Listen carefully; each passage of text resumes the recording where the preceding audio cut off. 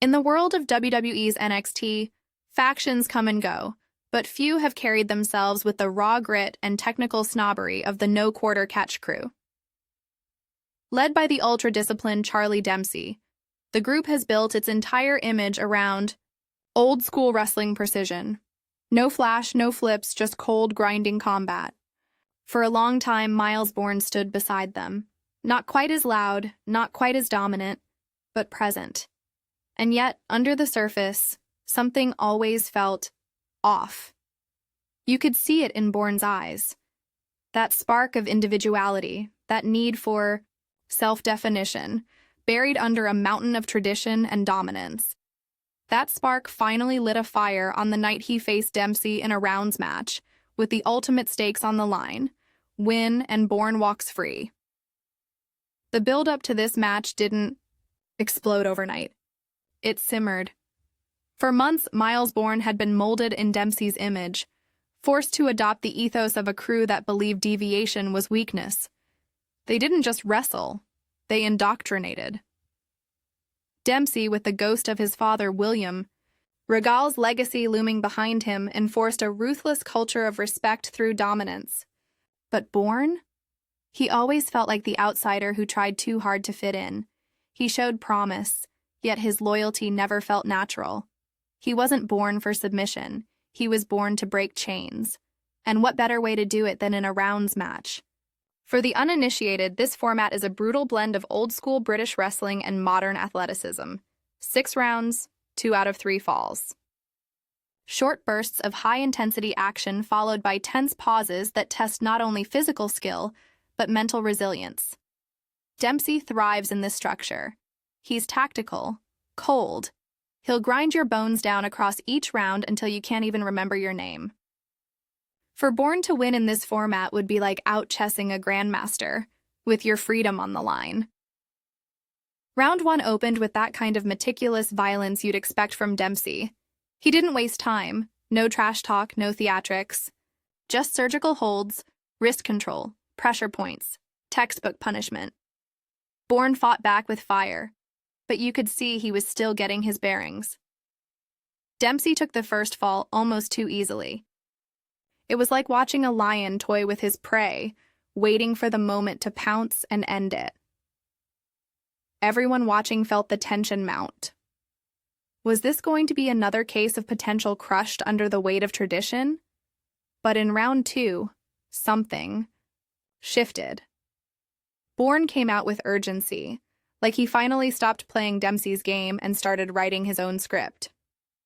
He hit harder, he countered faster, he anticipated.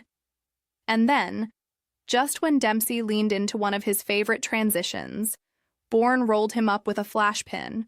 1, 2, 3. The arena erupted. Dempsey couldn't believe it. The great tactician, caught off guard by a man he had underestimated for far too long. That moment alone felt like a small revolution. Then came round 3, the decider. Everything hung in the balance. One man would walk out with bragging rights. The other? His identity would be redefined. For Dempsey, it meant preserving the supremacy of his crew. For Borne, it meant liberation. The round was an all-out war. No one held back. Every chop echoed. Every lock felt like it could break bones. The crowd, sensing history, got louder with every second. You could see the fatigue dripping off both men. But Borne refused to fall back into his old patterns. He stood tall.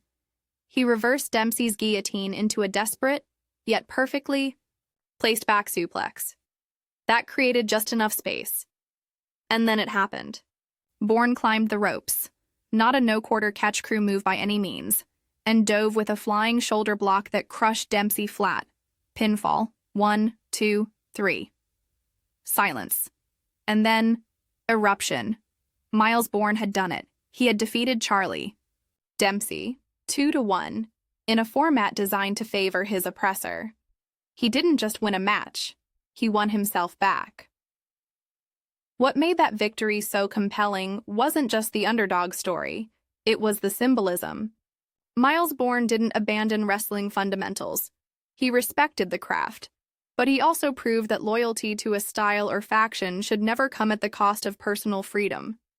You could see it on his face after the match, equal parts disbelief and pride. That stunned look of someone who realized their wings were finally unshackled. Dempsey, for his part, didn't throw a tantrum. He looked on in cold silence, processing the defeat. And perhaps, deep down, even he respected the rebellion. Because in a strange way, Borne proved the exact values Dempsey always claimed to fight for: strength, resilience, and honor. Just not on Dempsey's terms. In the following days, the implications of this victory rippled across NXT. The no-quarter catch crew, while still a force, had been bruised, their doctrine shaken. And Myles Borne? He was no longer a side character. He stepped into his own spotlight. He wasn't trying to be the next technical master. He was trying to be himself. And that, in this business, takes far more courage than anything you can do in a ring. This wasn't just a wrestling match. It was a character arc written with body slams and near falls. It was a man breaking out of a system that never truly embraced him. And for fans watching at home or in the crowd that night, it reminded us all why wrestling isn't just about who wins or loses. It's about stories. And Myles Borne just told a hell of a story with his fists. Whether he becomes a breakout solo star or gets tangled in new rivalries, one thing's clear. Myles Borne's days of being under someone's boot are over. He earned his freedom the hard way. And in this industry, that makes him dangerous, unpredictable, and more compelling than ever.